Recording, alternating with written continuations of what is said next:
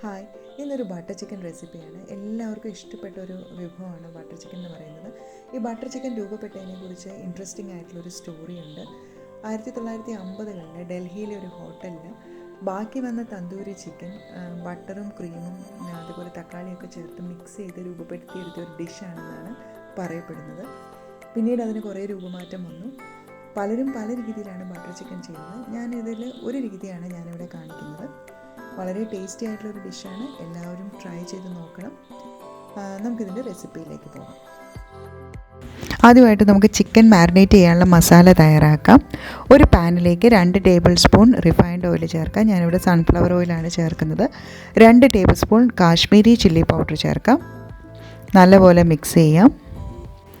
1 table spoon ginger garlic paste ചേർക്കുന്നുണ്ട്. അതുപോലെ 1 teaspoon garam മസാലപ്പൊടി, 1 ടീസ്പൂൺ ജീരകം പൊടിച്ചത്. പിന്നീട് നമ്മൾ ചേർത്ത് കൊടുക്കുന്നത് 1 ടേബിൾ സ്പൂൺ മല്ലിപ്പൊടിയാണ്. 1 ടീസ്പൂൺ കസൂരി മെത്തി,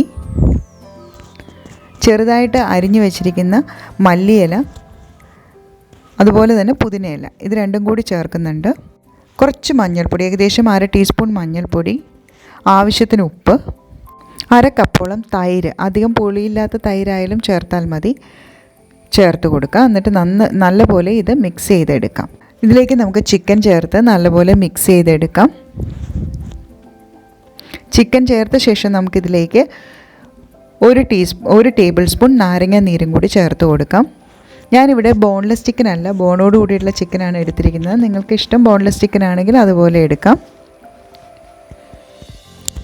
നാരങ്ങ നീരും കൂടി ചേർത്തതിന് ശേഷം ഇത് നന്നായിട്ട് ചിക്കനിൽ ഈ മസാല തേച്ച് പിടിപ്പിക്കണം. നല്ലപോലെ മിക്സ് ചെയ്ത് വെക്കാം. മിനിമം 1 മണിക്കൂറെങ്കിലും ഈ മസാല മാരിനേറ്റ് ചെയ്ത് വെക്കണം. ഒരു ദിവസം മുഴുവനായിട്ട് വെക്കുകയാണെങ്കിൽ അതാണ് നല്ലത്.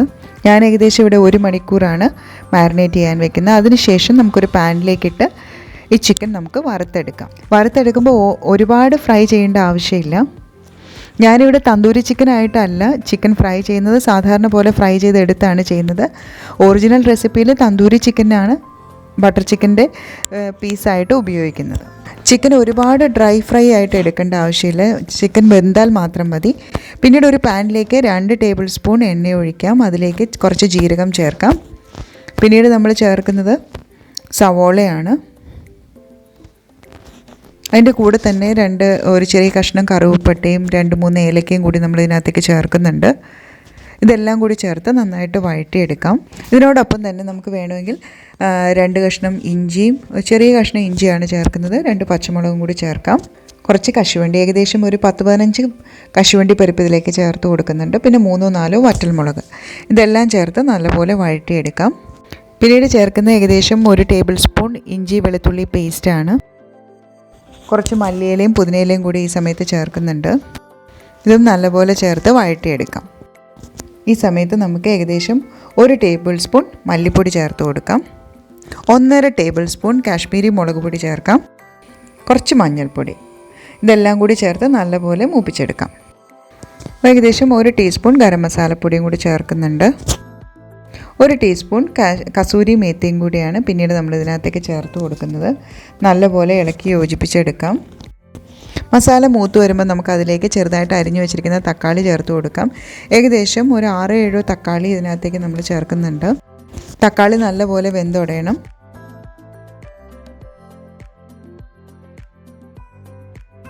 നല്ലപോലെ ഉടഞ്ഞു കഴിയുമ്പോൾ നമുക്കിത് മിക്സിയുടെ ജാറിലേക്ക്, തണുത്തതിന് ശേഷം മിക്സിയുടെ ജാറിലേക്ക് ഇട്ട് അരച്ചെടുക്കാം.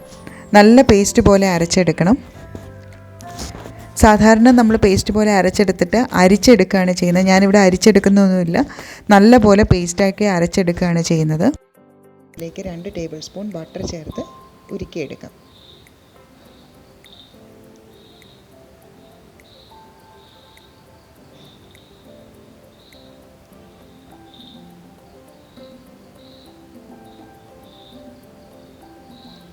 ബട്ടർ നന്നായിട്ട് മെൽറ്റ് ചെയ്ത് വരുമ്പോൾ നമ്മൾ അരച്ച് വെച്ചിരിക്കുന്ന മിക്സ് ഇതിലേക്ക് ചേർത്ത് വഴറ്റിയെടുക്കാം.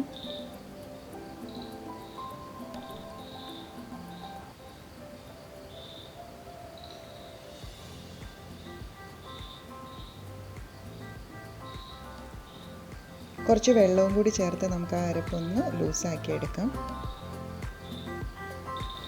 ഏകദേശം 2 കപ്പോളം വെള്ളം ഞാൻ ഇതിനകത്തേക്ക് ചേർക്കുന്നുണ്ട്. പിന്നീട് നമ്മൾ ചേർത്ത് കൊടുക്കുന്നത് 1/2 കപ്പ് ഫ്രഷ് ക്രീമാണ്.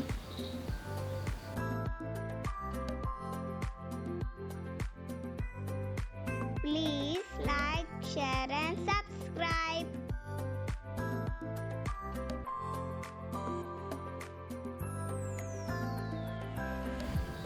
ഈ സമയത്ത് ഉപ്പെല്ലാം നോക്കി ആവശ്യത്തിന് ഉപ്പും കൂടി ചേർക്കാവുന്നതാണ്. 1 ടേബിൾ സ്പൂണോളം പഞ്ചസാര ഇതിലേക്ക് ചേർക്കുന്നുണ്ട്. പഞ്ചസാരയ്ക്ക് പകരം വേണമെങ്കിൽ തേനും ചേർക്കാം. പിന്നെ ചേർക്കുന്നത് 1 ടേബിൾ സ്പൂൺ ടൊമാറ്റോ കെച്ചപ്പാണ്. അതിനുശേഷം വറുത്ത് വെച്ചിരിക്കുന്ന ചിക്കൻ ഇതിലേക്ക് ചേർത്ത് കൊടുക്കാം. ചേർത്ത് നന്നായിട്ട് മിക്സ് ചെയ്തെടുക്കാം. ചിക്കൻ ഓൾറെഡി വെന്തതുകൊണ്ട് ഇതൊന്ന് തിളച്ച് വന്നാൽ മതി.